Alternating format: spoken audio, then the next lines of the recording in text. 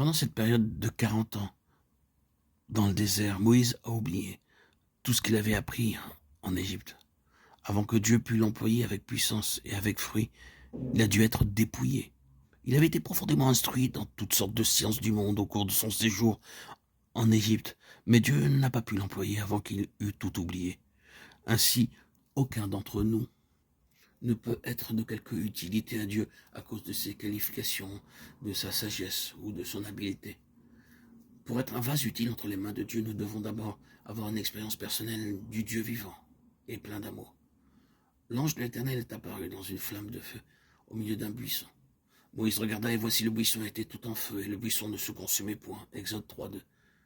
Dieu lui montra qu'après ce séjour de 40 ans dans le désert avec son beau-père, il était devenu semblable à un buisson desséché. C'est dans ces conditions seulement qu'il pouvait entièrement dépendre de Dieu et de sa parole pour le servir et le suivre. Le feu dans le buisson lui a permis de voir combien Dieu est saint et combien il désire cependant vivre en nous.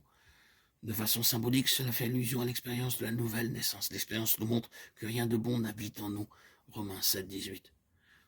Selon les principes et les exigences de Dieu, nous devons être en possession de la justice éternelle pour être ses collaborateurs à tout jamais dans son royaume céleste. À moins d'être rendus justes pour l'éternité, nous ne pouvons pas faire partie de ce royaume. Le feu divin dans le buisson symbolise la justice de Dieu. Comme nous le lisons dans Romains 10:3, il y a la justice de Dieu, mais aussi notre propre justice. Moïse s'est efforcé d'être juste devant Dieu par le moyen de sa sagesse et de son zèle propre pour son peuple. Personne ne pouvait découvrir alors en lui quelque faute. Il était un homme prêt à de grands sacrifices et il essayait de venir en aide à son peuple. Tout service que nous rendons au Seigneur avec notre propre justice ne peut pas lui plaire.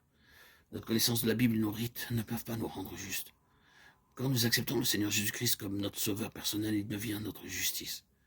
Selon 1 Corinthiens 1:30, le Seigneur Jésus-Christ lui-même a été fait pour nous sagesse, justice, sanctification et rédemption. C'est avec cette justice que nous pouvons nous tenir pour l'éternité devant Dieu et accomplir son œuvre. Ayant appris cette leçon, Moïse entendit la voix de Dieu, Exode 3:4. Après être devenu juste de la justice de Dieu, nous devons recevoir une tâche céleste, précise de la part de Dieu pour le servir dans une certaine mesure. Beaucoup de croyants se contentent d'assister aux réunions, d'avoir matin et soir un moment de prière en famille ou de donner un peu d'argent pour le service de Dieu. Mais ils ne discernent pas l'intention que Dieu veut manifester en les sauvant. Le fait même que le Seigneur Jésus-Christ a donné tout ce qu'il avait pour nous sauver prouve qu'il avait un but élevé en agissant ainsi. Nous lisons dans Colossiens 1:16 qu'il est le créateur de l'univers tout entier. Selon Psaume 33:6 et Hébreux 11:3, il créa tout par une parole. Mais il a dû se dépouiller lui-même pour devenir notre sauveur et notre rédempteur, de Corinthiens 8:9. Il quitta sa gloire et son royaume, et il vint ainsi ici-bas. Il offrit son corps tout entier pour être brisé, et il versa son sang précieux. Il se dépouilla lui-même, et il se fit pauvre. C'est encore une preuve que notre Seigneur a un dessein très élevé et très noble en vue, en nous sauvant et en nous appelant à lui.